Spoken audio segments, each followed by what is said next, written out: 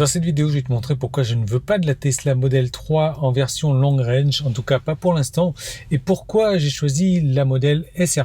Je sais que beaucoup de personnes hésitent entre la LR et la SR, et c'était mon cas également, et c'est pour ça que j'ai décidé de faire une vidéo pour répondre à toutes les questions. Je vais certainement me tromper, il y a des informations que je vais donner qui seront pas forcément peut-être 100% vraies, mais le principe est là, et c'est là-dessus que moi je me suis basé pour faire mon choix. Alors déjà, ce qu'il faut savoir, c'est que les chiffres et les données que je te donne datent d'octobre 2021. Donc si tu regardes cette vidéo un mois après, voire 2 mois, voire 3 ans après, il se peut que les chiffres que je te donne sont complètement différents, aussi bien au niveau des tarifs qu'au niveau des batteries et caractéristiques. Donc avant de me mettre un commentaire à la con, rappelle-toi que ces chiffres, ce sont les données du mois d'octobre 2021. Et en attendant, au lieu de ça, tu peux me mettre un commentaire sympa, un pouce en haut et t'abonner à la chaîne. Donc on va démarrer tout de suite. Donc déjà, la Tesla Model 3 de base long range, en couleur blanche, elle est à 52 990 et au mois d'octobre 2021, on a un bonus écologique de 2000 € sur cette voiture, ce qui fait qu'on l'a à 50 990, soit presque 51 000 €. Donc pour la Model 3 SR+, elle est à 43 800 moins le bonus écologique de 6 000 € à octobre 2021, ce qui fait un total de 37 800 €. Donc là, tout de suite déjà, en premier plan, c'est une différence de 13 200 € quasiment qu'il y a sur la Model 3 entre la long range et la SR+, ce qui fait presque un tiers de la voiture déjà. Donc les différences que moi j'ai notées, il y a certainement des oublis et je compte sur toi pour les mettre en commentaire éventuellement, c'est que déjà au niveau tarif, comme je te dis, il y a 13 190 € de différence. Par contre, eh bien, la long range est plus puissante que la SR+, et donc pour faire du 0 à 100, on est sur du 4 secondes 4 pour la long range sans le pack boost, et la SR+, 5 secondes 60, soit 1 seconde 20 de différence. Est-ce que cette seconde 20 vaut pour toi 13 190 €? Perso, pour moi, non, parce que je n'ai jamais l'occasion, ou que très rarement, d'accélérer avec la voiture en sortie de péage, et encore pas vraiment en sortie de péage, parce que j'ai le truc de péage automatique, donc j'y passe, je suis à 30 km/h, et j'évite les autoroutes de toute manière. Donc pour moi, ce n'est pas suffisant. Après, la vitesse de pointe de la long range, c'est 233, la SR+, 225, donc il y a 8 km/h de différence. Est-ce que ces 8 km/h pour toi valent 13 190 €? Non, pour moi non plus. Mais il y a encore beaucoup d'autres différences, c'est pour ça que plusieurs personnes ont choisi la long range, qui moi ne me correspond pas. Le moteur, c'est un double moteur sur la long range, c'est un 4 roues motrices, tandis que la SR+, c'est une propulsion, donc beaucoup moins puissant également. Et je crois que si je dis pas de bêtises, il y a presque 200 chevaux de différence entre les deux. Ensuite, sur le son de la long range, on a un son immersif avec les haut-parleurs à l'arrière, le caisson basse, les 6 haut-parleurs à l'avant qui sont actifs. Donc c'est vraiment un bon son, un très bon son, un meilleur son que la SR+. Est-ce que pour toi ce son vaut 13 190 €? Pour moi, non. L'autonomie, et c'est là que ça peut faire toute la différence, c'est que sur la long range, on a une autonomie de 614 km WLTP, tandis que la SR+, 448 km, ce qui fait une différence de 166 km, ce qui n'est pas négligeable, surtout pour les personnes qui font beaucoup de routes sur la journée. Au niveau des autres différences, sur la long range, on a l'intérieur premium, on a les sièges arrière qui sont chauffants, qui sont en option sur la SR+, à 300 €, on a les anti-brouillards à l'avant, on a des petites loupiottes à l'avant de la voiture aussi, donc il y a plusieurs petites différences qu'on note comme ça, mais pour moi, toujours, et encore, ça ne fait pas, même si on ajoute toutes ces différences, ça ne justifie pas ces 13 190 €. Au niveau de la batterie de la long range, aujourd'hui, en octobre 2021, elle est à 75 kWh, tandis que la SR+, elle est à 55. Donc, je ne sais pas si c'est la batterie utile ou utilisable. Bon, de toute manière, on s'en fiche, tu vas voir pourquoi. En tout cas, il y a une différence de quasiment 20 kWh sur la batterie. Mais c'est cette batterie qui fait toute la différence et qui, pour moi, joue énormément parce que sur la long range, à aujourd'hui, c'est une batterie lithium-ion, tandis que sur la SR+, c'est une batterie LFP et ça change littéralement la vie. C'est pour ça que moi, j'ai choisi la SR+ aujourd'hui. Peut-être c'est même prévu que les nouvelles LR soient équipées de la batterie LFP et là, franchement, cette vidéo n'aura plus du tout son intérêt et je serais bien dégoûté si les LR en version LFP sortent juste après ma vidéo ou juste avant. Mais toujours est-il que je vais t'expliquer la différence.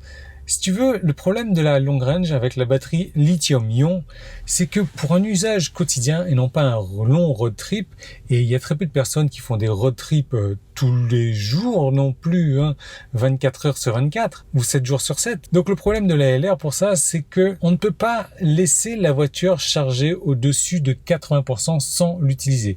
Alors certaines personnes disent 85, 89% maximum. Moi j'ai pris comme moyenne 80% parce que c'est ce que Tesla préconise aussi. Et dès qu'on la charge en dessus de 80%, il va falloir partir dans l'heure qui suit.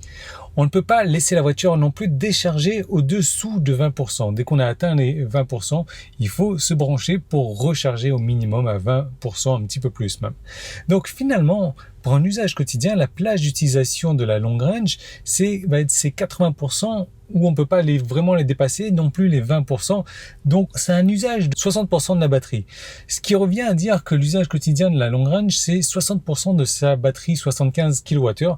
C'est-à-dire qu'au quotidien, on va utiliser 45 kWh. Pour rappel, la batterie de la LFP SR+, c'est 55 kWh et je crois que c'est 50 utile ou un petit peu plus. Donc déjà, on est à plus que la long range là, tu vois. Donc l'autonomie au quotidien, du coup, de la long range, c'est 618 km qu'on multiplie par 60%, c'est-à-dire une autonomie à 371 si tu veux, WLTP, alors que sur la SR+, elle était à plus de 400 km. Aussi, avec la long range, il y a le stress de devoir charger rapidement dès qu'on est en dessous des 20% et décharger dès qu'on est en dessus des 80%. Donc tu vois que là, si tu fais pas des gros trajets au quotidien, la long range, franchement, ne sert strictement à rien. Pour la SR+, et les avantages de la batterie LFP, c'est que aussi bien en usage quotidien qu'en road trip, on peut laisser la voiture charger à 100% et laisser la voiture dormir comme ça plusieurs jours. On peut laisser la voiture décharger en dessous des 20% aussi. La seule chose que Tesla demande de ne pas faire, c'est de rouler à 0% avec la batterie. C'est la seule chose. Donc finalement, la plage d'utilisation de la batterie, c'est 100% de la batterie. Donc on utilise ces 100% de 55 kWh, soit une autonomie au quotidien de 448 km.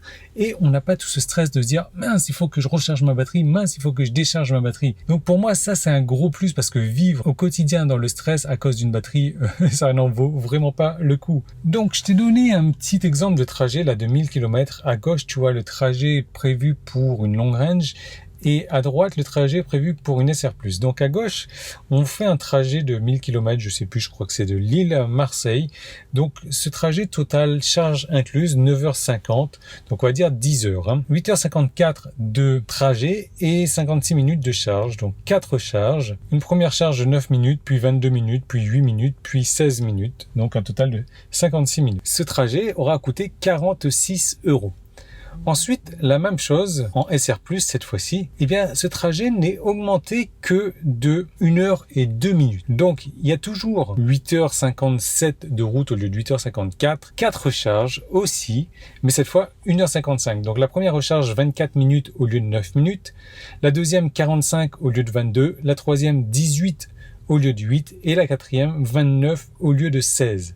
Donc un total de recharge de 1h55. Donc sur un trajet de 1000 km, il y a 1 heure de différence entre une long range et une SR+.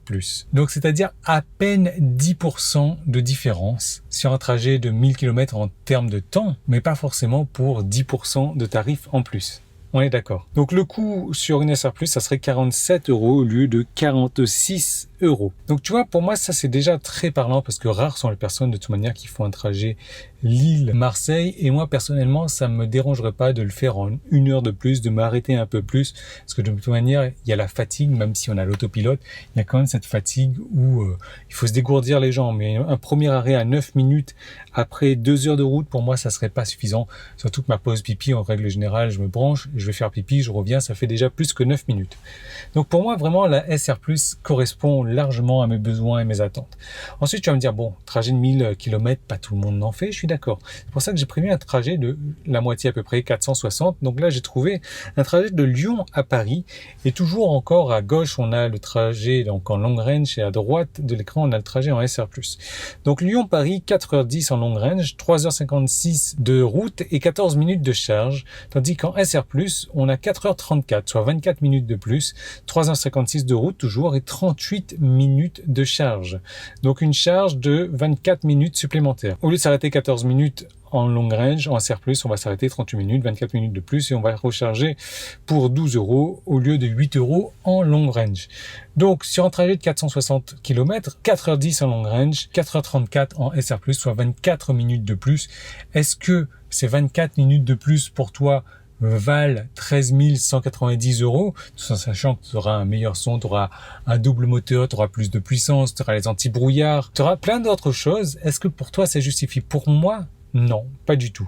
Parce qu'encore une fois, ces 14 minutes de pause là, ce n'est pas suffisant pour moi pour aller faire pipi, parce qu'à chaque fois qu'on s'arrête de toute manière à Tesla pour recharger, et ben on est souvent dans des hôtels qui sont sympas, donc le temps d'aller marcher à l'hôtel, aller faire pipi et revenir, il y a toujours un peu plus que 14 minutes qui sont passées. Et puis c'est toujours plus agréable d'aller pisser dans un hôtel que sur une aire d'autoroute où il y a les piscines de pisse par terre. Bref, les questions que je vais te poser, qui sont les mêmes que je me suis posées aussi, c'est: quand est-ce que je pourrais profiter de ces 1,2 secondes de moins sur du 0 à 100? Pour moi, honnêtement, jamais. Ou très rarement. Très rarement, trop rarement. Est-ce que je dois effectuer des trajets de plus de 500 km au moins une fois par semaine?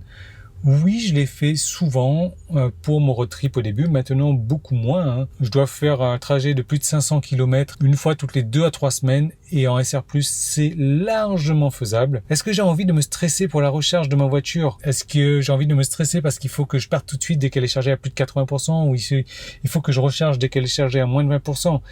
Et surtout, est-ce que je peux recharger à domicile? Moi, personnellement, je ne peux pas charger ma voiture à domicile. J'habite en appart, j'ai pas de parking. Donc, j'ai loué une place de parking où je ne peux même pas mettre de prise de courant. De toute manière, je change régulièrement de place de parking. Donc, pour moi, ça ne vaut pas le coup. J'ai pas envie de me stresser, je peux pas recharger à domicile de toute manière, donc j'ai quasiment jamais ma batterie prête à partir à 80% ou à plus de 80% ou à 100%. Donc hors de question pour moi, si j'avais la batterie de la long range, de me dire je laisse la voiture dormir à plus de 80%. Non, ça abîmerait la batterie. C'est pour ça que j'ai choisi la LFP, pour pouvoir arriver avec 95%, 97% dans le parking et laisser la voiture dormir sans problème pour partir le lendemain. Autre question, est-ce que j'ai envie d'une autonomie quotidienne de 418 km qu'on peut faire en SR+, du coup, ou 371 km en long range? Parce que la long range, encore une fois, tu vas pouvoir utiliser 60% de la plage d'utilisation de la batterie et non pas 100%. Donc son efficacité réduit au quotidien. Son efficacité est très très bonne si tu fais des trajets supérieurs à 500 ou aux alentours de 500 km tous les jours, voire plusieurs fois par semaine, mais sinon, aucun intérêt. Et la dernière question, c'est est-ce que je suis prêt à dépenser 13 190 € de plus pour économiser une heure sur un trajet de 1000 km que je ne ferai que 2 fois par an et encore. Donc voilà, moi j'ai vraiment répondu à toutes ces questions pour moi-même et finalement j'ai décidé de prendre la SR+, pour toutes ces raisons et surtout une raison de coût au niveau budget, 13 200 €, c'est énorme à sortir. Donc je ne dis pas que je réfléchirai autrement quand la long range sera en batterie LFP, et encore je me demande parce que j'ai souvent besoin de m'arrêter. Ce que j'ai tendance à dire, c'est que ma vessie est plus petite que la batterie de la voiture. Donc je m'arrêterai plus souvent que la voiture me demande à m'arrêter. Donc voilà, j'espère que cette vidéo aura pu t'aider à faire un choix. En tout cas, si tu as besoin de plus d'informations, tu n'hésites pas à me contacter. Tu me laisses un petit commentaire sympa, tu me dis ce que tu en penses, tu me laisses un pouce en haut, tu t'abonnes à la chaîne et je te retrouve très bientôt dans une prochaine vidéo. Dis-moi ce que tu penses de tout ça. Peut-être qu'il y a des informations que j'ai ratées. Donc je te laisse m'en parler et je te dis à très bientôt.